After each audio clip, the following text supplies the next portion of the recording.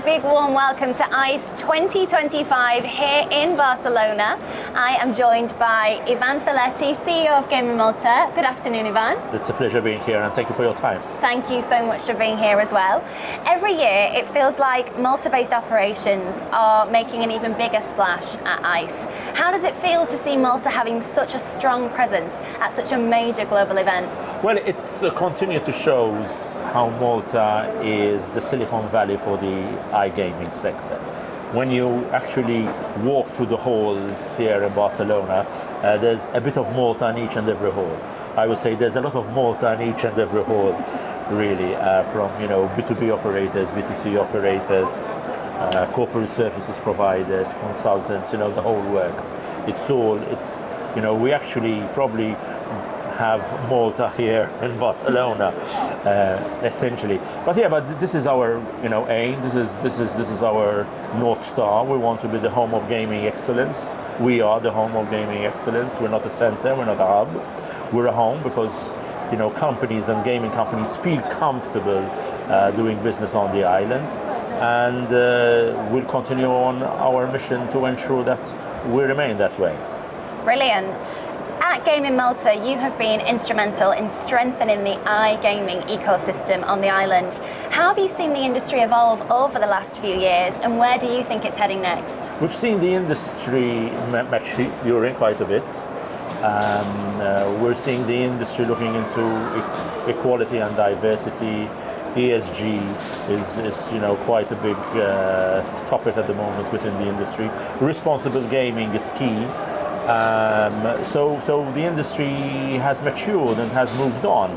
A lot of the licensees, a lot of the operators and organizations are publicly listed, so that brings about a certain amount of responsibility on good governance, etc.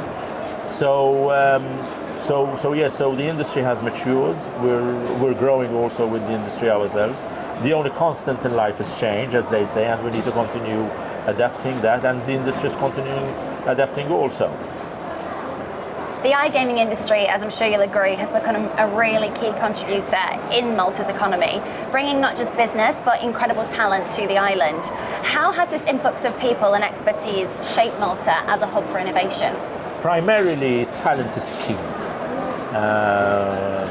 Probably it's one of the biggest challenges which every jurisdiction will face in having the right talent and enough talent to fulfill the job requirements. I mean, within the island we calculate there are about 800 open vacancies over a rolling 3-month period, and that's a lot.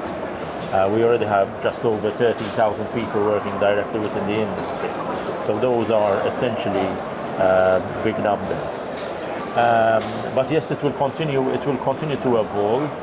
We need to keep on harnessing and leveraging our support towards the industry. We from a government perspective, there's complete commitment and the total commitment towards the industry, but we can't stand still, and we have to remain restless about our ambitions and about us also adapting to all the different and the myriad changes which happens within the industry also. And GamingMalta, of course, works across esports, video game development, and immersive tech. Are you seeing any interesting synergies between these sectors? And how is Malta fostering this cross-industry collaboration? That's a very good question, actually. We serve to be a bridge between these industries. So essentially, we see this convergence of technology, where iGaming, esports, immersive tech, video game development coming up under it's ultimately interactive entertainment, right? So we're seeing this more collaboration, more convergence, and all underpinned now with changes with artificial intelligence and all that. So there's quite a number of changes which as I repeated probably, that we have to adapt to also. And over the past year, GamingMalta has been promoting the Respect campaign, which highlights the facts about the iGaming industry and dispels myths. What are some of the biggest misconceptions about the industry, and can you share any examples of how it continues to give back and actually surprise people? Yeah, so look, essentially there's a lot of myths which need to be dispelled, whereby, people think the industry is a wild west when it's not. And, there's enhanced due diligence. It's highly regulated.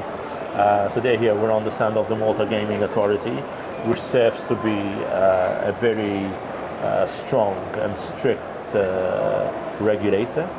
But luckily enough, we have a regulator in Malta who understands the industry very well also, and continue developing on that really. When it comes to we mentioned Make It in Malta and Respect, right? Especially the Respect campaign. So that was something which we're really proud of. We want to ensure that the industry outside, we need to preach to the unconverted, I would say, the external shareholders in what the industry is all about. And Respect stands for responsible gaming. The industry stands for entertainment, speed, consistency, great products, enhanced due diligence, customer-centric, and ultimately talent. And those are the pillars which make up the industry, essentially. So there are a lot of myths to dispel, and there's a lot of information which maybe we need to, as an industry, we need to over-communicate also and tell people, look, we are an online gaming industry, but we're very responsible, and ultimately it's entertainment, and that's key. Absolutely, it really is. And looking ahead, are there any upcoming Gaming Malta projects that you're particularly excited about? And more broadly, what is your vision for the future of Malta's iGaming industry? The future is as I said, continue to be relentless in our pursuit, and being the home of gaming and excellence. How do we do that? In various ways. Listening to the industry, working with the industry, collaborating with the industry, and also ensuring that the right talent is on the island. It's not about quantity, but it's about quality. In ensuring that young people in Malta who are at university, who are at our vocational college, have the right training programs, industry-led, which could help them, to start off their careers within the industry. And that encompasses from legal, from marketing, IT, the whole plethora of different careers which one can find within the industry. And ultimately, it's, yes, let's continue to be relentless in what we do. In achieving excellence is not always easy, so we need to sometimes, when you're looking at these kind of situations, you need to continue to reinvent yourselves all the time. But Malta will always be embracing the industry, and will always be a home for it. I wanted to ask you as well, you've launched the Make It in Malta campaign, celebrating local success stories. Every year it seems like there is a new wave of startups in the scene. What do you think makes Malta such a hotbed for innovation and entrepreneurship?